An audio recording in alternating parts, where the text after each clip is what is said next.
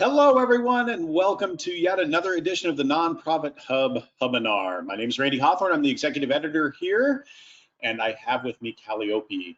I think we could be fast friends, Caliopy. It's been a good conversation. Yeah. She's going to talk to us today about virtual donor engagement during this pandemic and beyond, and I will be listening with bated breath because it's been a challenge for me personally and our organization to be able to keep our engagement with our donors. So thank you for coming and sharing this with us. How are you today? Thank you so much, Randy. You know, 2020 would really put small talk to the test, but I'm very grateful that I'm doing well, my family's doing well, and I'm just so excited to be partnering with you and be delivering this content to so many of the folks that need it right now. I concur, and I'm glad you're doing it. And I too am well, all things considered, and the family and friends and everything. So I am going to hand over the controls to you and let you get going here. And I will hide my mug so as to clean up the place a little bit. All right? Excellent.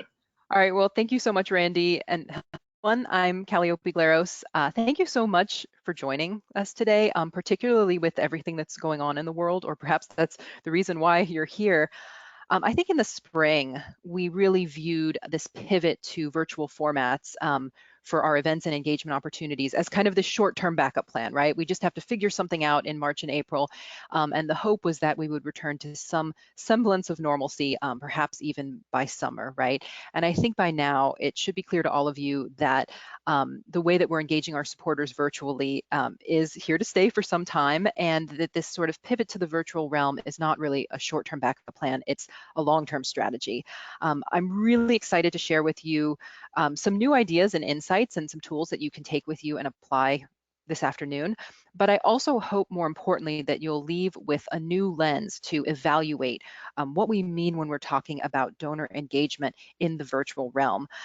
So I love getting questions on these webinars. I have the questions box open. I will be monitoring it as we go. So if you're sitting on a burning question, something you want to ask, please pop it in there.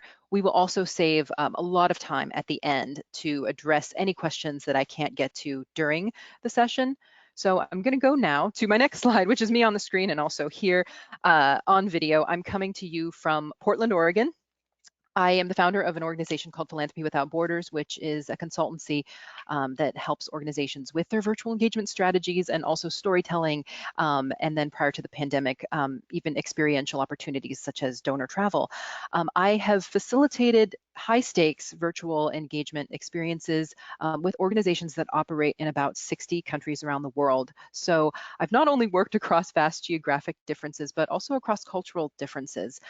My work has shifted since the pandemic, and I've moved not so much into facilitating individual experiences, but really around coaching leaders in developing essential skills and in planning their entire virtual engagement strategy. So that's how my work has changed. Formerly, I've been a development officer specializing in major gifts, and so you'll see that a lot of what I'm talking about in this session is around stewarding those individual donors. So we're going to come to the kind of heart of the PowerPoint of this presentation. And I think the question that's on everyone's mind, it's certainly one I posed on the promotional materials for this session, is how are we going to sustain momentum amidst webinar fatigue, right? The surplus of virtual events and experiences that are out there. The competition is increasing. People are getting burnout from looking at their computer screens. And also in this era of wild change, right? It's unpredictable.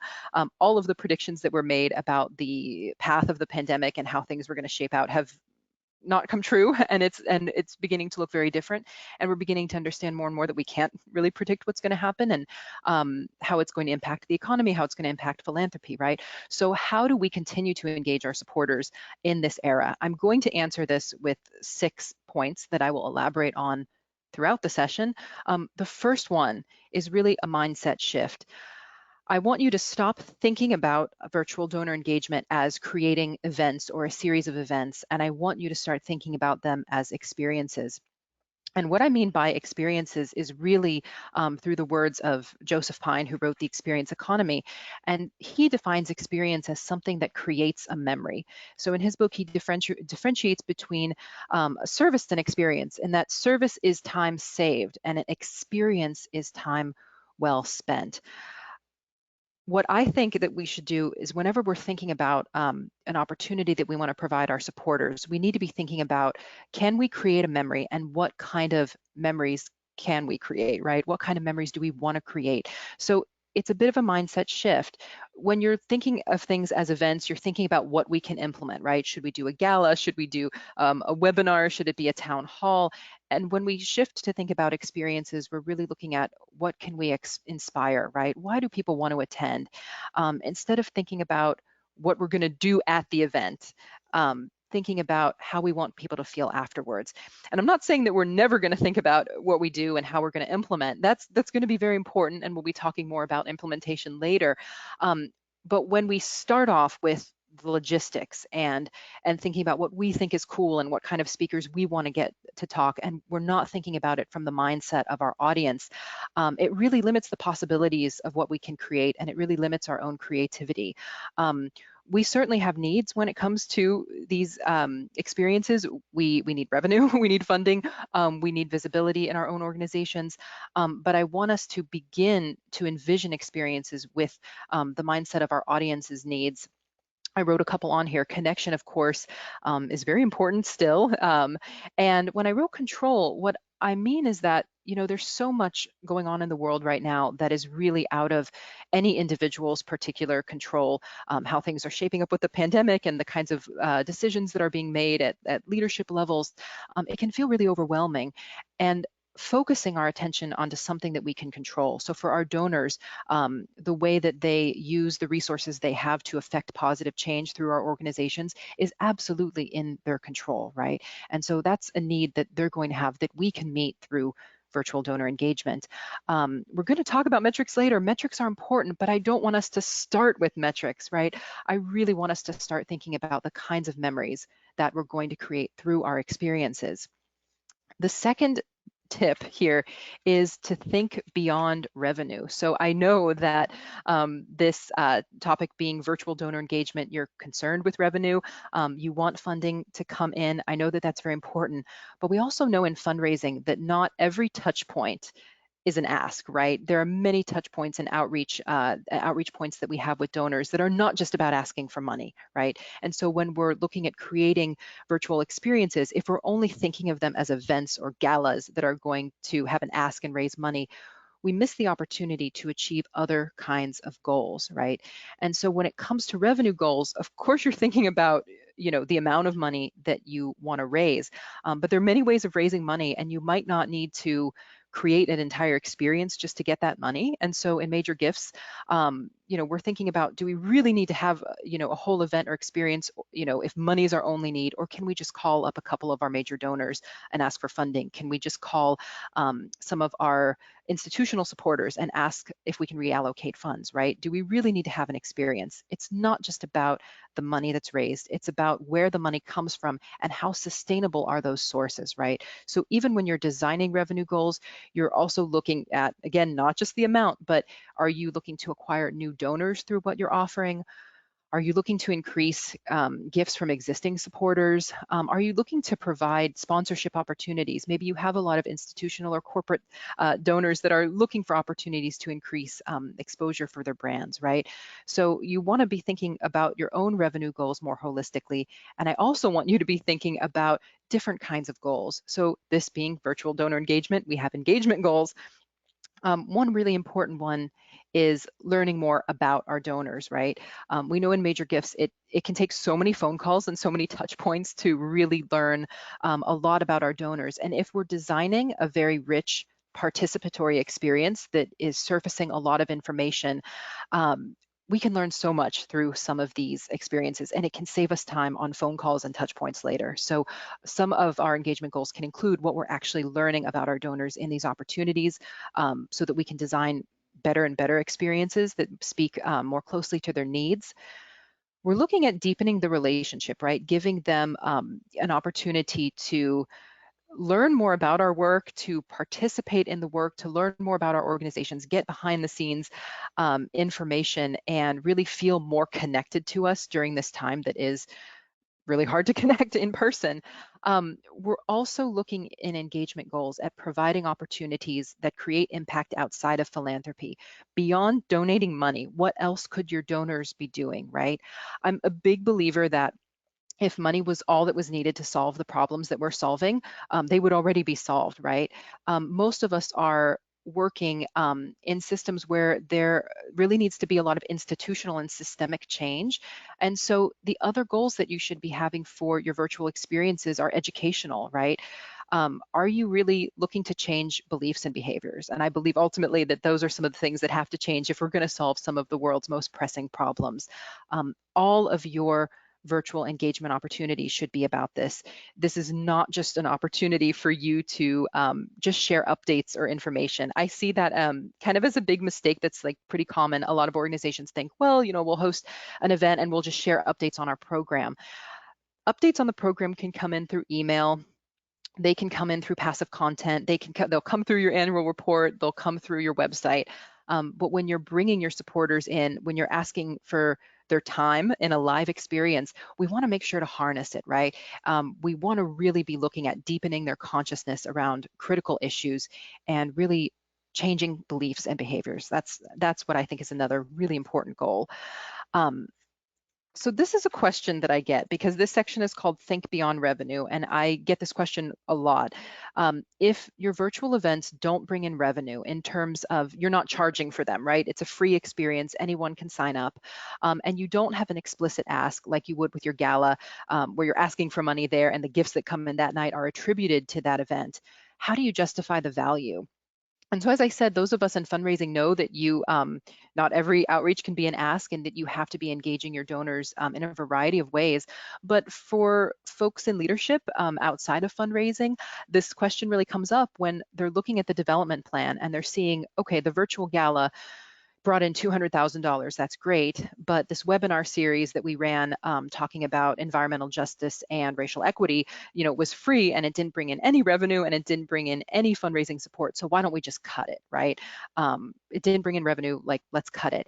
And I want to give you some metrics now in order to justify the value of those programs. So even if you're not bringing in cash, how can we determine that some of these engagement opportunities are successful? And so on this slide, there's really two categories that you're thinking of. One that you're measuring is what happens before and after the experience or the event, right? You're looking at the percentage of attendees who increase their annual gift after an experience. You're looking at the attendance rates, right? After the experience, did they sign up to attend more events through your organization? Did they join a board or committee? Did they make a referral, right? Did they introduce you to another source of funding? You also want to look at attendees versus non-attendees. So for those experiences that I've created, again, that don't have an ask and that aren't bringing in revenue in and of themselves, attribution is really difficult. But we often see that those folks who have attended our virtual experiences are much more deeply engaged with our organization and are really providing enhanced levels of support compared to the ones who don't attend those experiences. So you're looking at the group that have attended, and you could look at one particular event, you could look cumulatively at a series of events that you've run. You're looking at things like likelihood of making a planned gift, right? So how many people in that sort of event cohort made a planned gift versus ones that never attended an event, right? So you're kind of comparing those two cohorts, and that's how we're able to get at increase in likelihood, right? Likelihood of a planned gift, likelihood of joining a board or committee, likelihood of increased participation. And so that's kind of what we're looking at. Where it gets a little tricky is if you are segmenting and offering some experiences to particular supporters. So if you're hosting something maybe only for your legacy circle or only for donors at a particular tier, well, of course, it gets a little bit hard then to compare the event cohort with the ones that didn't attend the event, because everyone in the legacy circle made a planned gift, and participated in that particular event or experience compared to the ones that didn't. So you'll want to customize some of these metric ideas for your own organization. But these are statistics that I use, I run and I use to justify the value of these experiences compared to those galas. And so we've got a great question coming in here from Brett. Do you use a survey to find the likelihood? No, you don't have to, actually. So if we use the example of, let's say joining a board or committee, what I would do is looking at your data, I would filter out everyone who has attended an experience or a series of experiences, however you want to segment them. And I would look over time, right? It's not going to happen the day after the experience, but you can measure it after 3 months, after 6 months, or after a year. Look at what percentage of those people were not on any kind of board or committee, but then join one after the experience versus the percentage of people that have never attended any of your virtual events. Who are on a board or committee, right? And that's how you are able to get at that increase in likelihood. We can't attribute it to a particular event or experience. That's what's so hard about these.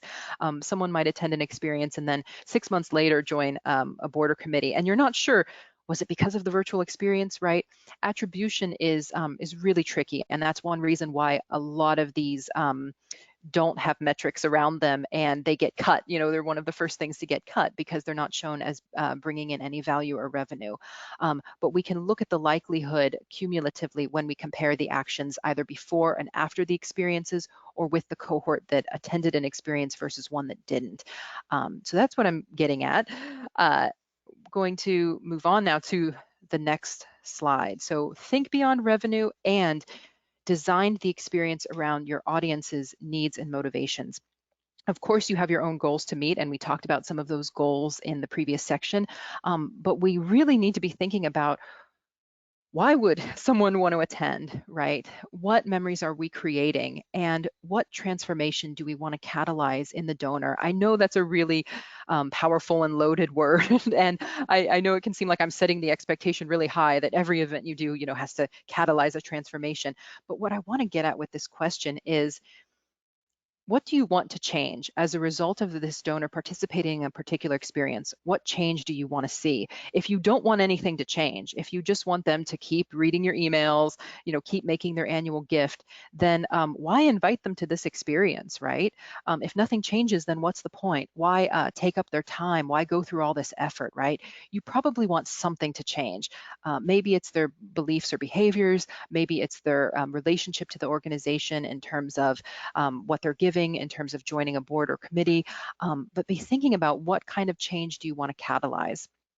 The next point in this topic that I want to go into, this is a pitfall that I see a lot of organizations make, which is not fully understanding the difference between revenue and philanthropy. So a lot of questions that I get around virtual experiences are, should we charge for this? If so, how much? Should we have an ask? Or should we not have an ask but follow up later with an ask? And these are all really good questions. They're ones you should be asking. But the answer is really, it depends. And you can do whatever you want. You can charge for an experience, you can have an ask in the experience, but whether you should really depends on what has motivated your audience to attend. So that is why I'm going to be talking about revenue and philanthropy in this section around audience motivations, because that is the lens that we really need to evaluate these questions through.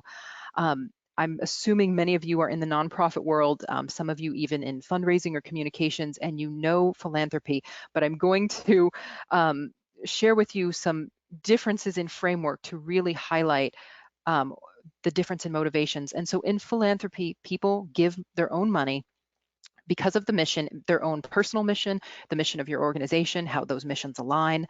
They're giving money because it makes them feel good. There's so much research that's gone into the intrinsic benefits that philanthropy has. We know it makes people feel good. We know that they want to see a positive change in the world. Philanthropy is in of itself inherently future-oriented and also other-oriented, right? I give not because it benefits me, and in fact, if it benefits me, it's not really a tax-deductible charitable gift, right? And it's future-oriented because I'm not anticipating the change to happen this afternoon, but I know and trust your organization to enact that change later on, right? We know all this, but compare this to revenue, which is when people buy something, right? People buy information, for example, because it helps them improve their present condition, right? So this is what you're doing when you're purchasing a premium webinar. You want to learn something that's going to help you with your job right now. You're not going to the webinar and thinking, well, in 5 or 10 years from now, this information will be useful. You want something that's going to help you right now. That's why you've paid for it. We know that people buy entertainment to have time well spent, right? It's why you would order a movie on Amazon Prime on a Friday night. It's not helping you with your job, but it's providing you, it's passing the hours well, right? We know that people buy memories to improve the quality of their life. And the best example we have for that would be the travel industry, right? There's a lot about travel that is physically uncomfortable, sitting on a plane or a car. You have to navigate through a lot of discomfort, but the memories that you get from being in a place you've never been before, you get to keep with you for the rest of your life, and it improves the quality. Revenue is inherently present oriented and it's self-oriented, right? We buy things to improve our conditions now. That's the difference in motivation and framework. And it's a fundamentally different approach, whether you're going to be asking people to donate or you're going to be charging them for an experience that should benefit them. I see a great question coming in from Daniela. I always call it the difference between a fundraiser, which is philanthropic, versus a benefit, which is when an event's revenue benefits the organization. That's an interesting distinction. I think that in both cases, a fundraiser and a benefit still, people are still giving money for the mission so that they can see the results of that, as opposed to them buying something. And I think the distinction will be a little bit more clear when I show you an example. And so what I want to say, if you're thinking about should I charge money for these experiences, is if you're going to charge, you must provide immediate value to the audience. You must provide entertainment and joy, and you must create a memory. We have another great question from Tara. Is this the difference between fundraising and friend raising?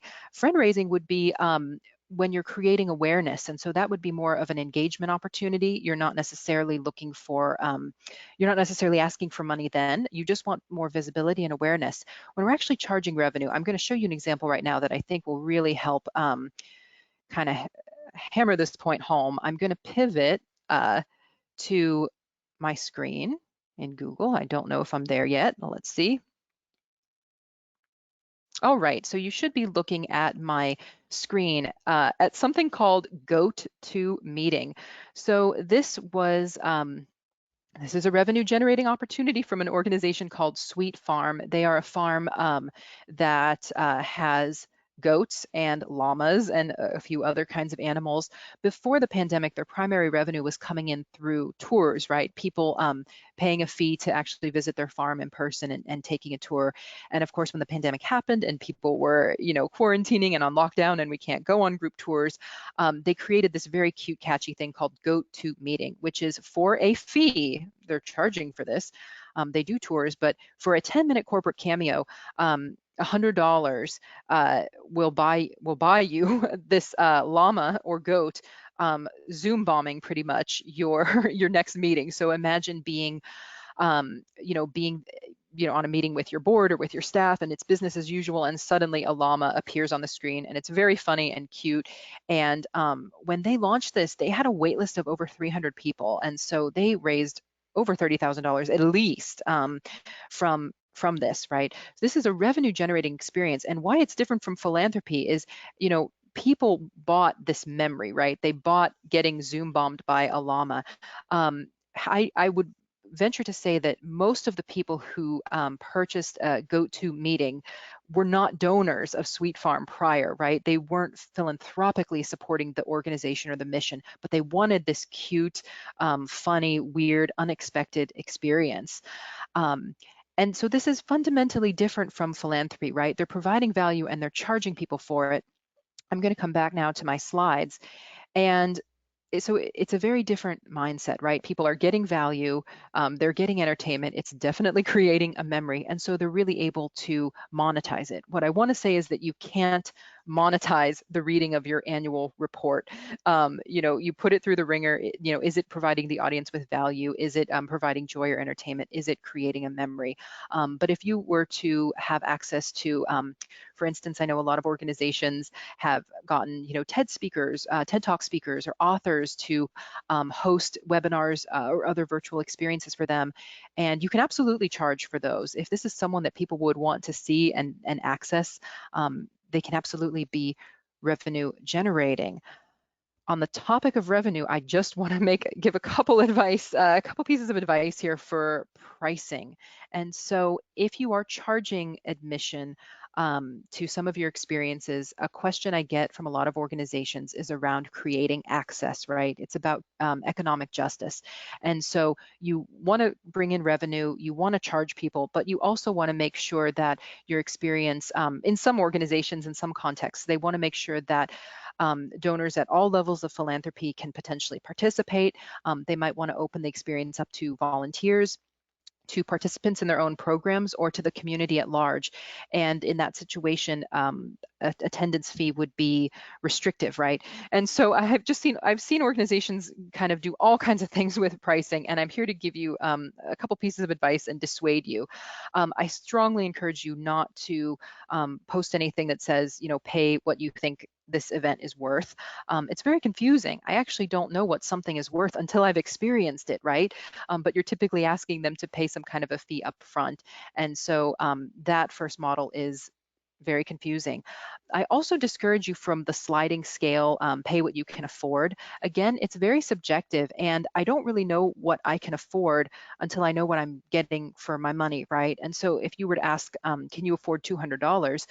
Well, for groceries for 2 weeks or for dinner one night for 2 people, right? Those are very different things for the $200. And so I discourage you from asking people to pay what they can afford. Again, it's very subjective, and they don't really know what they're getting for their money, right? I've also seen organizations charge a flat fee, but then have some kind of a disclaimer on their website that says, if you can't afford this, or if the fee is a barrier, contact us. I don't quite like that either, because I think that it puts people in a very disempowering position to reach out and say, oh, I really wanted to attend, this event that you have, but, I can't afford it, because of such and such circumstance. And we don't want to put them in that kind of situation, right? And so what I recommend that's been very effective, if you want to increase access to your revenue generating experiences, is to publish a code that, a discount code that makes the event free or low cost. And you would just say something online that says, the event is $20, and if the fee is a barrier for you to attend, or if you are currently participating in one of our programs, use this code to get free access, right? And if for some reason you're not comfortable posting it online, or you have concerns about that, have them reach out to an email that just says contact us to request the code. That's it, right? No explanations. I also really don't like seeing organizations talk about a suggested donation, especially if it's a required fee. Often the suggested donation, when you go to sign up, you actually have to put in your credit card information and fill out the box. So then it's really not a donation, it's a required fee. And also donations, at least in the United States, are viewed as being tax deductible. And so if someone is getting value or benefit from that, it's not really a tax deductible donation. So it creates a little bit of confusion. I see a great question from Marco. What about setting a scale of donations such as 25, 50, 100, or 200? If the event or if the experience is around philanthropy, if people are going to be giving, 25 or 50 or $100 because of your mission, and because they're aligned with your work, and this is just one means of supporting you, then yes, you can offer a range of giving levels, right? We do that on the donation pages of our website. But if you're charging a benefit for a particular experience, if you're going to offer different levels, there should be different rewards at each level, right? So if I'm paying $100, I should get more value out of that experience than someone paying 25. And so you might want to stagger, what's being offered. Maybe there's additional behind the scenes information or other kinds of packages. And so I'm seeing another great question from Cindy, which is, we want to have people purchase in-kind items and send us a receipt for setup. Is that okay? Yes, that's perfectly fine, because they're getting value from the in-kind item, right? So they're buying something, they're purchasing something that provides them with some value, and yep, you're directing them to Amazon. That could work perfectly. That could be a good model. Thank you. And so then one thing I want to say too, if you're looking at revenue opportunities, coming back full circle to philanthropy, is don't let revenue get in the way of philanthropy. And what I mean is that I get a lot of questions around, if we charge for an experience, is that going to affect the donor's annual gift, right? If the donor usually makes a $50 contribution at year end every year regularly, but we offer some kind of a webinar or educational event that's $25, is the donor then going to, buy a ticket to that experience, but then only give $25 at year end? And my answer, based on experience, is that it's kind of a self-fulfilling prophecy.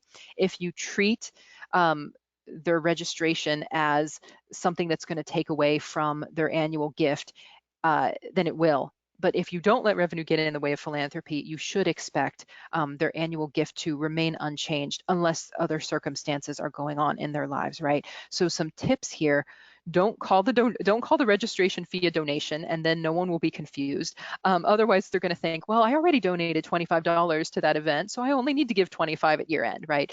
So don't call it a donation if it's really not a donation. If it's not tax deductible, and particularly if you're working with supporters here in the United States who are looking for tax deductible opportunities, you should mention that it isn't tax deductible, that you charge a fee for this experience because it helps run the cost.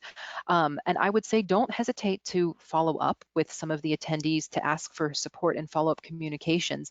And so of all the people that bought a llama Zoom bombing their meetings and GoToMeeting, many of them could end up being supporters and donating philanthropically to Sweet Farm if Sweet Farm follows up and stewards them. It won't be everyone, right? There will always be some attrition because not everyone that buys things for themselves donates money to charity. But keep in mind, everyone who donates money also buys things for themselves. So when you are promoting some of these paid experiences to your donors, don't hesitate in thinking that, oh gosh, because we're charging admission to something, it's going to take away from their philanthropic giving. If they're really getting value from this experience, I mean, they're also buying, movies on Amazon. They're purchasing, other things for themselves. So don't let that, don't view that as diminishing their philanthropic giving, right? So don't let revenue get in the way of philanthropy. We're coming now to my fourth piece of advice for you. This is zooming out a little bit more from the particular kinds of experiences that we're offering and looking more at your strategy, having a control and a test group. And so what I mean by that is a lot of questions I get are around like predictions and the future of virtual engagement. And so I think I can say broadly, many organizations saw a surge in participation in their virtual experiences in the spring. Even those organizations that have been running virtual experiences for years saw an even more increased surge in the spring. Because in-person events were canceled, because there was a lot of uncertainty with the pandemic, and this was new, and we were all kind of looking for answers and for connection. And the question I'm getting now is that going to be sustainable? Is it going to plateau? Is it going to taper off? Are the levels of participation going to drop even lower than they did before? And so the jury's kind of out. It's really anyone's guess what's going to happen broadly. But what you should be looking at is really your own statistics. And so what I recommend is that you offer one kind of experience on a fairly routine basis, something with very low setup, something that's replicable and scalable. So maybe it's a Facebook Live, maybe it's kind of a town hall conference call style, right? Not a big gala that's going to take you months and months to plan, right? Something very low setup. And when I say on a routine basis, I'm not specifying a frequency because it depends on your organization. If you have capacity to offer something monthly, so I work with some organizations that are doing monthly town halls, then that is your control group. If you don't have that capacity, and you're doing something every quarter, that's one thing. There are organizations that are running virtual experiences every week. And so whatever is routine for you, whatever works for your size and capacity, you want to be tracking attendance in this control group. So it's a similar kind of experience, and you offer it on a regular basis, and you want to be seeing, did more people attend in June than in April? What was the attendance like in August? I think broadly we're seeing attendance be fairly low in August, and I'll explain that in a moment. But that's one way to kind of compare apples to apples, is to have some kind of a consistent experience that you can look, month to month or week to week, what is going on in attendance. The other is your test group. And this not only serves to, give you something to compare the control group to, but also to really freshen up your experiences. So people will get tired of monthly town halls. They will get tired of Facebook Lives inevitably. And so you want to make sure that you're piloting some kind of new experience every once in a while. And again, the frequency depends on your organization and capacity. So if you're doing something with a control group on a monthly basis, maybe you're piloting something new on a quarterly basis, right? If you're hosting Facebook Lives every week, maybe you're piloting something new every 6 weeks or so, right? So the way that you're piloting new experiences, you could be looking at new platforms. For instance, an organization that's doing monthly town halls might be doing them via Zoom or via a webinar, but maybe you want to have something more participatory with your pilot group. You could also be doing some exclusive audience targeting, right? So perhaps your control group is really for, open to everyone in your supporter base. But when you're piloting new experiences, maybe you're doing something special for only the people in your planned giving program, or only your major donors, or only your advocacy committee, right? And you're seeing, does piloting this new experience and does targeting a particular group increase attendance? I also really encourage you to look at experiences that elevate the level of participation. And I mean that they're more intimate and there's some dialogue and some exchange, right? So it's not just everyone sitting there in silence passively. You're actually asking questions of your supporters, of the attendees, and creating a more kind of synergistic generative environment. So those are some things I recommend, taking a look at your development plan, your calendar, thinking about your bandwidth, and really comparing the control and the test group and seeing what kind of figures emerge. Your own statistics are going to be way more valuable than that of the industry as a whole or of what any other organization is doing. And the fifth, the fifth and second to last topic that I have is to vary your approach as you learn more. I'm seeing another great question come in from Miriam. If your routine events are free, could you charge for an upgraded new experience, or does that muddy the water in terms of evaluation? No, I think for the, I absolutely would encourage you to experiment with fees. And I think for a pilot experience, for something that's more intimate and more engaging and that creates more value than the free one, you can charge, and I think you should try it and see what happens, see how your supporters respond to it, see if folks who are registering for the free experience are also then signing up for the premium one, or if the premium one is attracting a totally different segment of your supporter base. Those are the kinds of questions I'd be very curious about and that you would be able to answer if you pilot this one. But do make sure that it is very different from the free experience and that it really creates value. Otherwise, people are going to say, why am I paying for this? I could have just gotten the free version, right? So in terms of designing, that's what you'll think about. But I think it's a great idea to pilot that and test it. And so yes, the next topic, vary your approach as you learn more. What I mean by that is, no one knows what's coming up. And so the questions that I have for you to be answering is really like, what's changed since March, right? What have you learned in the past 5 months? What are you doing differently now than you were, in the spring? In order to be able to vary our approach, we need to be looking at a shorter planning window. I know we usually plan things like galas a year out, sometimes even more. We're really looking now to plan more like 3 to 6 months in advance. I know some of you might be sitting even on deposits in live venues, and that's okay. But you should be shortening your planning window so that you can adapt as you're learning more, because we really don't know what August 2021 is going to hold, right? I encourage you to keep your fixed cost low, and so to the extent that you can use platforms that either just charge you on a monthly basis and you can cancel anytime, or platforms that charge you per event, I would recommend going with those as opposed to committing to something for a year or longer when you really don't know if you're going to have success with that particular platform. I really encourage you to be open to taking some risks, right? Doing things that you haven't done before. If you've never charged for an experience, try charging for it. If you've never had anything that was really highly participatory and dynamic, it's time to do that, right? And part of this comes from really the last piece of advice I'm going to give you, which is to view everything this year as an experiment.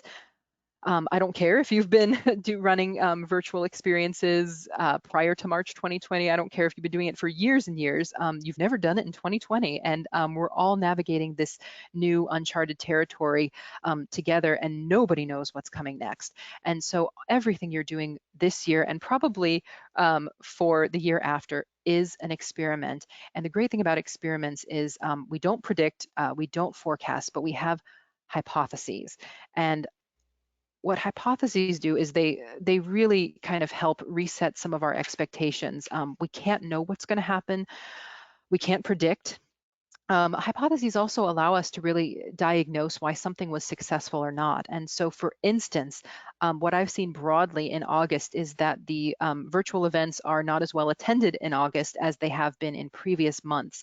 And the hypothesis that informed that was, we thought we would see levels of attendance being fairly high in August because we thought people weren't going to be traveling, right? Usually this month is a month where a lot of folks are traveling, but we thought because of this year, maybe they wouldn't be traveling, they'd be stuck at home, they'd be looking for other kinds of experiences. That hypothesis was incorrect, right? So actually what we are seeing in August is that a lot of people are taking time off and they are traveling, even if it's just by car, even if it's just a staycation in their home. And so across many organizations, I've seen lower levels of attendance in August virtual experiences. And so that's a hypothesis that you can, make and test and correct, right? I also really want to make sure that we're fostering kind of this mindset of being open to new possibilities and flexibility and adaptation. So I encourage you to literally sit down and write hypotheses for your next virtual experience that is either in the works already or maybe you're just envisioning right now. What are the hypotheses you have about your own organization in terms of you having the capacity to pull this off, you knowing your audience well enough to be able to design something around their needs, you having the right kind of support and technology to pull it off? What are the hypotheses you're making about your audience, right? Are you assuming that they're going to be homebound? Are you assuming that they're alone? Are you assuming that they're not traveling? Are you assuming that they're looking for more opportunities for connection? And what are the hypotheses we're making about the environment we're in now, right? Like none of us can predict the course of the pandemic, but what do we think is going to happen? Because it is shaping the way we're designing some of these experiences month to month. So you'll want to create some hypotheses that you can then put through the ringer and test and see what was working and what isn't. And on that note, what I'll lastly share is my hypotheses for your virtual experiences. I believe that what worked last year will not work this year because there's just too much that's changed, both in terms of what's happening in the lives of our supporters, in our own lives as people working for nonprofits, what's happening in the environment right now. There's too many changes. And so whatever you had success with in 2019, you're probably not going to be able to replicate it in 2020. You'll need to do something different for 2020. What worked in the spring of 2020 is also not going to work in the fall. I have a hypothesis that many folks have had increased expectations. I think in the spring they knew we were just pivoting rapidly, and if the tech wasn't quite right or if things weren't really smooth and flawless, they were very forgiving, and that's changing. And now the expectations have increased and they're really expecting you to have a buttoned up process. And my last hypothesis is that what worked this year will not work again next year. I do have a theory that you're going to have to adapt again because more and more is going to keep changing. I see we've got some questions coming in. I'm going to take those in just a moment. And I want to close here where, before we get to the questions with Randy, just to say, if any of you want to reach out with questions of your own, I'm more than happy to answer them through email. That's my direct contact information on the screen. If you're getting a lot of ideas, and you're not sure what to do next, I have a free ebook published on Nonprofit Library. For the price of your email, you can get access to 100 tips or 10 tips and 100 ideas that I've crowdsourced through a lot of different organizations that could potentially be applied to you. So it's a really great resource. I encourage you to check it out. And Randy, I think we can go to some questions. Awesome. Well, first of all, I'd just like to say, what you're telling me I'm going to have to keep pivoting and innovating for the next year or more? Oh man. But I totally concur with you. It's like we might have struck some some good wins over the last couple of months, but it's not going to work again next spring. I agree with you totally. I will hypothesize with you as well, because everyone is changing and things are not moving as quickly as I'd like to see them. And Albert agrees. We should all always be innovating all the time. Okay. Of course, the first question has a lot.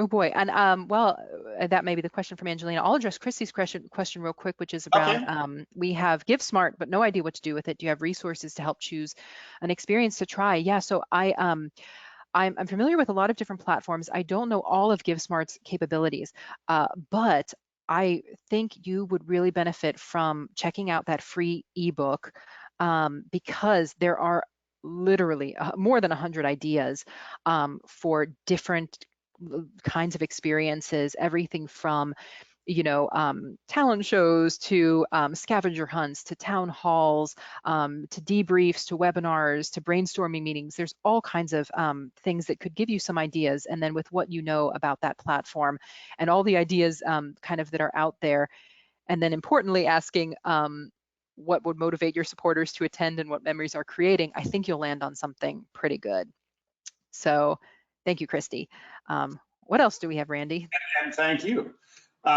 So they want this organization wants to do a Facebook Live. They have a program of solving family homelessness. It's been around for about 20 years, but we're thinking of visually bringing our residents to the screen and the answer these questions that people may have for them to get a little bit more engagement. Would having that donate button be something you think would be beneficial during that time? Yes, I absolutely think you should have the donate button present, because people, when hearing the stories of your residents, very well may feel compelled to give. I've just written an article about it. I don't have it up on the screen, but I wrote an article around kind of the precautions and the sensitivities we need to have when involving our program participants in some of our virtual experiences. And it sounds like you've given some good thought to that as well, but making sure that that both the program participants are briefed in terms of what to expect, making sure that the donors in the audience is briefed so that they're not asking sensitive or re-traumatizing questions. And I encourage you, and it sounds like you're going to do this, bringing more than one resident into the experience, having sometimes when we bring a program participant into a virtual experience and they're there alone, and it's just a bunch of donors who are, share very different life experiences from them, it can really put them on the spot. And it can create a lot of pressure and discomfort. And so to the extent that you can invite multiple residents to participate, it rebalances some of those, some of the scales, and it can help the residents. It won't put the spotlight on any one particular person. And so check it out. I might also try to post it in a link or in the follow-up when you get the recording. I think that would be another great article for you to take a look at. Yeah, I just asked Jordan, who helps us set up all of this stuff, to make sure that we get the link to this ebook that's on the screen right now. We'll get that in the email and the follow-up, so be looking for that. It will include the recording. It will include these wonderful slides, all the things that you would need. Another question that we have coming in: do you think branding the event with logos and branded content rather than having the standard Zoom look makes a huge difference? It really depends. And it also depends on the expectations of your audience. So if this is going to be a fairly private, sort of close, close to the organization meeting with donors, I don't think it makes too much of a difference. And sometimes it even looks a little bit nicer just to have the regular Zoom logo, because it feels a little more homey, a little more welcome, a little more like, hey, I'm just a person working at the organization. I'm here to connect with you in a really authentic way. I haven't staged this, I don't have a script with talking points. We're all here to, just discuss some important things to the mission and to answer some of your questions, right? So it depends on if you want to create this vibe that feels very like you're going to see behind the scenes. We're going to be a little bit vulnerable. We're inviting a very exclusive crowd. If that's your vibe, then I don't think you need the branding. However, if you're going to be attracting, if it's the opposite end of the spectrum and you're going to be attracting a lot of new folks you're going to, it's a very public, kind of a conference almost, and you're going to be getting hundreds of people on there, then the branding really does make things look very polished. It makes you look very professional, and that you've really put in a lot of effort into this really well-designed, curated experience. And so that's what I'd recommend, depending on the vibe you're going for. Yeah, and I don't know where you're trying to brand, but personally, I'm a marketer. I'm a huge marketer, and I don't necessarily always notice up in the upper left-hand corner if it's the Zoom logo or if it's the organization's logo. And I've only seen it with major company or like major institutions, like the universities and the schools. I see a logo, but I don't know where you're trying to brand. But I don't know that spending that extra money makes a whole lot of sense to me anyway. Mm-hmm. But it depends, again, like you were saying, how big the event is going to be and who you're trying to attract and what you're trying to achieve. So just I guess I'm concurring. So here we have another question. We have a 25th anniversary coming. Well, it's happening right now in 2020. What do you think about doing a celebration, 25 success stories on social media, asking supporters to do fundraisers and take $25 from each person? Is this idea okay?